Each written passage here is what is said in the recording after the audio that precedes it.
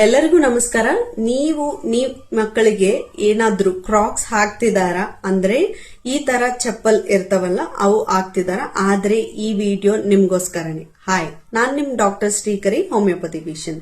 ಬಹಳ ಜನ ಸ್ಟೈಲ್ ಆಗಿರುತ್ತದೆ, ಇಲ್ಲಾಂದ್ರೆ ಅದು ಏನಾದ್ರೂ ಟ್ರೆಂಡ್ ಅಂತೇಳಿ ಕ್ರಾಕ್ಸ್ ಚಪ್ಪಲ್ ತಗೊಂತಿದ್ದಾರೆ. ಈ ತರ ಅವರು ಸೆಲೆಕ್ಟ್ ಮಾಡಿದಕ್ಕೆ ಬಹಳ ಪ್ರಾಬ್ಲಮ್ಸ್ ಇರ್ತವೆ. ಅದ್ರಾಗ ನಂಬರ್ 1 ಏನಂದ್ರೆ ಮೋಸ್ಟ್ ಇಂಪಾರ್ಟೆಂಟ್ ಪ್ರಾಬ್ಲಮ್ ಏನಂತಂದ್ರೆ ಅವರಿಗೆ ಫ್ಲಾಟ್ ಫುಟ್ ಪ್ರಾಬ್ಲಮ್ ಬರೋದು.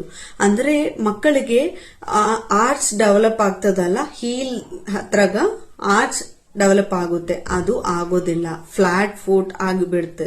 ಅವರಿಗೆ ಹೀಲ್ ಪೇನ್ ಆಗೋದು, ಇಲ್ಲಂತಂದ್ರೆ ಅವ್ರು ನಡೆಯೋದಕ್ಕೆ ನಾರ್ಮಲ್ ಆಗಿ ನಡೆಯೋದಿಲ್ಲ, ಅವರು ಬೇರೆ ತರ ಡಿಫ್ರೆಂಟ್ ಆಗಿ ನಡೀತಾರೆ. ಇಲ್ಲಂತಂದ್ರೆ ಅವರಿಗೆ ಪ್ಲಾಂಟಾರ್ ಫೇಸೈಟಿಸ್ ಈ ಪ್ರಾಬ್ಲಮ್ನು ಬರಬಹುದು.